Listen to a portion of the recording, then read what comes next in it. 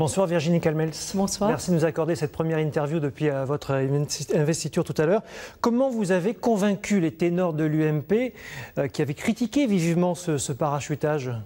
Il n'y en avait pas beaucoup qui avaient critiqué. Henri Guénaud notamment, simplement, beaucoup. Je pense être juste moi-même, ce que je suis, assumer ce que je suis, c'est-à-dire une femme d'entreprise engagée en politique depuis très peu de temps, donc un profil un peu atypique, et donc je n'en veux pas à ceux qui peuvent avoir des questionnements, parce que c'est simplement de l'étonnement. Je ne suis pas un profil classique dans ce milieu. Ne pas être encarté UMP, c'est un problème. Mais la question ne s'est jamais posée pour moi réellement, parce que j'étais dans ma vie professionnelle, ma vie de famille, et puis être adjointe au maire à Bordeaux sans étiquette n'est absolument pas un problème. Parce que la couleur UMP ne vous convient pas ou... C'est pas ça, ce sont mes convictions, c'est ma famille politique, c'est bien mes convictions, et sinon, vous imaginez bien que je n'aurais pas revendiqué cette investiture. Donc je suis bien en phase avec ma famille politique. Depuis que je suis en âge de voter, j'ai toujours voté à droite, et aujourd'hui, clairement, je peux vous dire que ce que j'ai envie de porter, c'est un projet qui soit à l'opposé de la politique gouvernementale menée dans ce pays et dans cette région.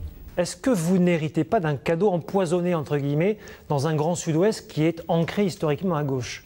Vous savez, c'est important d'être lucide et aussi important d'être déterminé. Moi, ce que je vois, c'est des gens comme moi qui n'adhèrent pas à un parti, qui aiment la politique, mais qui ont surtout envie que la France change et qui ont envie d'avoir des résultats. Donc, je ne crois pas que ce soit un cadeau... C'est difficile quand même, disent...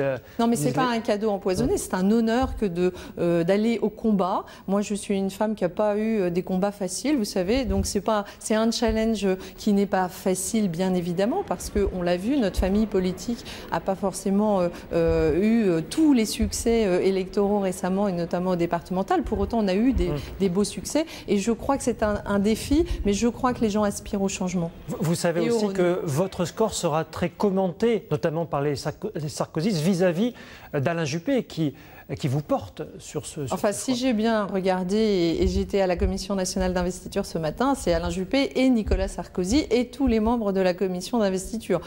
D'ailleurs, les Sarkozy disent que Nicolas Sarkozy a fait un geste envers Alain Juppé. Je crois qu'il soutenait ma candidature depuis l'origine. Une fois encore, et j'espère qu'on a la chance d'avoir des hommes politiques ouverts et qui apprécient des candidatures un peu différentes. Je pense que je porte une forme de renouveau et de différence par rapport à des profils plus classiques. On va faire un peu de politique fiction. C'est une sorte de mise à... on vous met le pied à l'étrier pour la ville de Bordeaux si, dans le cas d'une présidentielle de 2017 favorable à Là, Juppé. je suis candidate au régional pour être présidente de région. Novice en politique aussi. Novice en politique, mais j'ai dirigé des grands groupes et la région est quelque part un gros budget avec des enjeux stratégiques, humains et de vision du rassemblement de ces trois très grandes régions.